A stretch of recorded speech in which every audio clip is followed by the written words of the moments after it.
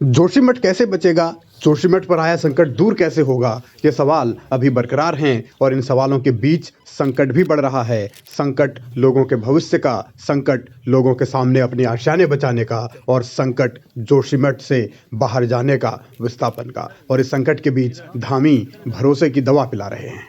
एक तो जो ये बार बार लगातार ये बात आ रही है कि सारी बिल्डिंगों को ध्वस्तीकरण किया जा रहा है, तोड़ा जा रहा है। ऐसा कहीं भी नहीं है। जो 2 बिल्डिंगों के बारे में बात आई थी, 2 होटल्स के बारे में, उसी पर बात हुई है और वो भी सबकी जो सहमति बनेगी उसके आधार पर यहाँ का प्रशासन काम करेगा। और इसके साथ साथ जो राहत एवं पुनर्वास की बात है, मुआवजे की बात है, उसके लिए यहाँ पर कमेटी बना दी है। जल्दी वो सब सारे नाम उसमें सम्मिलित कर लिए हैं। जो लोग जिस वर्ग से आते हैं, सभी प्रमुख वर्गों के लोगों को, प्रमुख जो भी प्रतिनिधि हैं, उन सभी को उसमें सम्मिलित करके जो है आगे की कार्रवाई की जाएगी कि राहत और पुनर्वास ठीक तरीके से हो। ये हमारी प्राथमिकता है। और अभी अंतरिम राहत की घोषणा की है और जल्दी से जल्दी हम चाहेंगे कि सभी तक अंतरिम राहत पहुँच जाए। ये अंतिम राहत नहीं है, ये केवल अभी तात्कालिक रूप से है कि जिससे लोगों को फौरी रूप से मदद मिल पाए, तो उस पर हम लोग काम कर रहे हैं। जिनके घर रहने लायक नहीं हैं, उन्हें फिलहाल सरकार की ओर से 1.5 लाख रुपए की राहत दी जाएगी। उसके बाद मुआवजा क्या होगा उसको तय करने के लिए एक टीम बनाई जा रही है। यानी कि अभी सरकार तय कर रही है कि कितना मुआवजा लोगों को दिया जाएगा। धामी ये भी कह रहे हैं कि खतरे का माहौल मत बनाइए। इसके बाद चूंकि ओली में एक बड़ा विंटर का गेम भी यहाँ पर होने वाला है, अंतर्राष्ट्रीय स्तर का, अगले माह फरवरी में, और कुछ समय बाद हमारी 4 धाम यात्रा भी शुरू होने वाली है।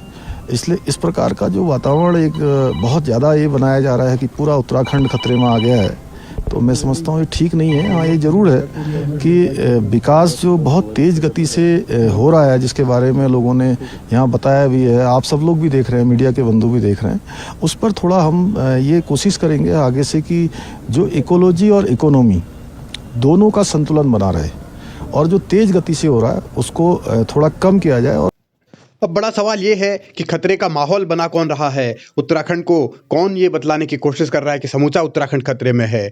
चर्चा तो सिर्फ जोशीमठ के खतरे की है और जोशीमठ को बचाने के लिए जो किया जाना चाहिए था या जो किया जा रहा है, क्या वो काफ़ी है? इसको लेकर सवाल बरकरार हैं। मेरे अन्य जगह पर भी कार्यक्रम लगे हुए थे, तो ये समय चूँकि मुझे लगा कि सबसे ज़्यादा ज़रूरी है कि यहाँ मैं जोशीमठ के अपने भाई बहनों के साथ में आऊँ, क्योंकि इस संकट की घड़ी में। और कहीं ना कहीं मैं समझता हूँ कि मैं यहाँ खड़ा हूँ, पूरी सरकार खड़ी है, पूरे उत्तराखंड के लोग खड़े हैं। माननीय प्रधानमंत्री जी का हमको पूरा आश्वासन है, भरोसा है, उन्होंने पूरी सहायता और लगातार वो इसकी मॉनिटरिंग कर रहे हैं। इसलिए मैं यह भी कहना चाहता हूँ, चूँकि धीरे धीरे स्थिति यहाँ पर जितना आपदा के कारण से नुकसान हुआ है या जो भी घटित हुआ है वह हो चुका है, और आगे हम भगवान से प्रार्थना करते हैं वो ठीक हो जाए।